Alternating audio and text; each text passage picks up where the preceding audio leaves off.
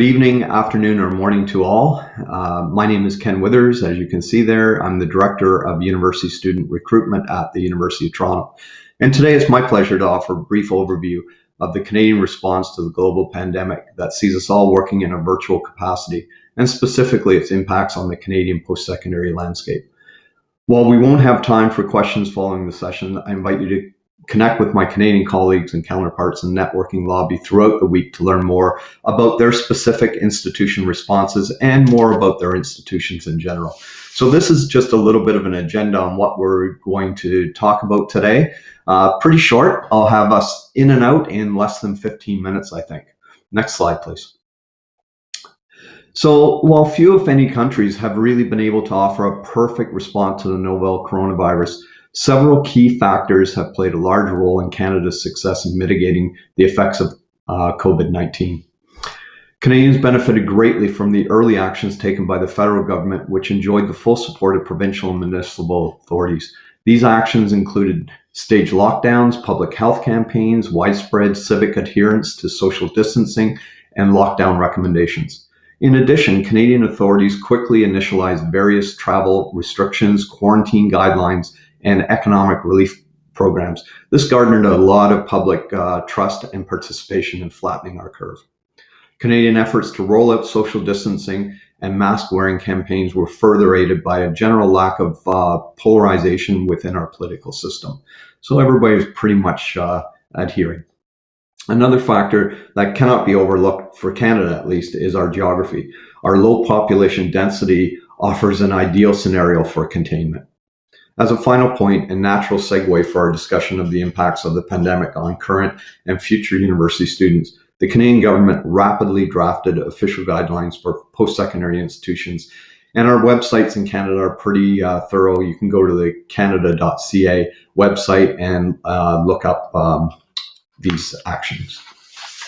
The vast majority, maybe we can turn the slide. Great. So the vast majority of Canadian post-secondary institutions quickly moved to develop robust online options for incoming and existing students to ensure safe and enriching educational experiences. Each institution worked diligently to evaluate the parts of the curriculum which necessitate in-person components. So things like lab work, research projects, internships, co-ops, lab work, research project, maybe international study modules. All of these kinds of in-person components were done in an effort to create kind of a realistic alternative where possible. And we had a plan to return to these experiences when deemed appropriate and, most importantly, when safe. A central concern to Canadian universities in the years preceding 2020 was student mental health.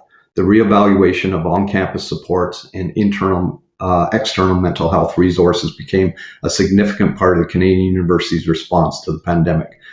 This is not really out of character for Canadian universities. We've always offered a strong student support framework leading to high retention rates across many of our institutions.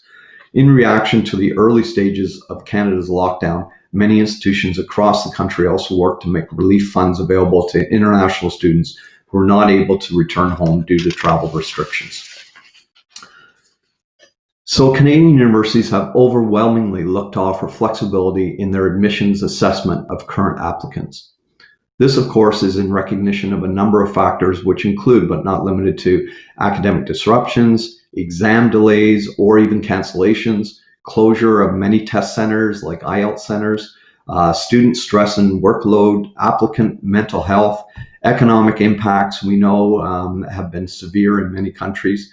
In response to this less than traditional application cycle, Canadian universities have been global leaders in the implementation of online resources and virtual interactions for prospective students.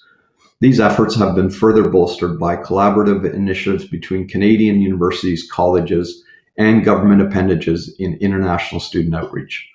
While no institution can offer a concrete view of what's to come, counselors, families, and most importantly, our applicants can proceed with the assurance that Canadian institutions are working towards facilitating an understanding and accommodating applicant experience.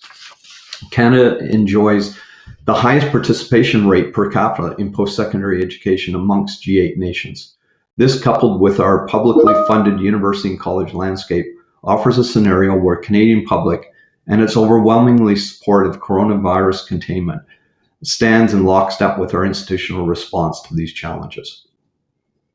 What is more, many Canadian institutions have legally trained immigration advisors on staff who work diligently early on to troubleshoot international student concerns. These staff members and the broader international student support framework at Canadian universities and colleges continue to assist international students in concert with Canadian authorities. From the outset, the Canadian Immigration Establishment worked to provide accurate information and compassionate support to current international students. In this regard, the IRCC remains the best source of information for both current and future international students. Furthermore, applicants can expect to find up-to-date and relevant information regarding study permits and travel information for international students from the IRCC, which brings us to the final point on the agenda and a highlight of some important resources. Maybe we can move to the next slide. Next slide. I didn't realize we were a slide behind. Sorry about that. So these are some of the resources for Immigration, Refugee, and Citizenship Canada, and all the information regarding COVID-19 practices, guidelines, and policies for international students. I'm also happy to note that the documents and information contained on the IRCC website are frequently updated. In fact, some were updated as recently as just last month, a few days ago. So it will remain an up-to-date resource for current international students, applicants, their families, and counselors. Next slide. So, I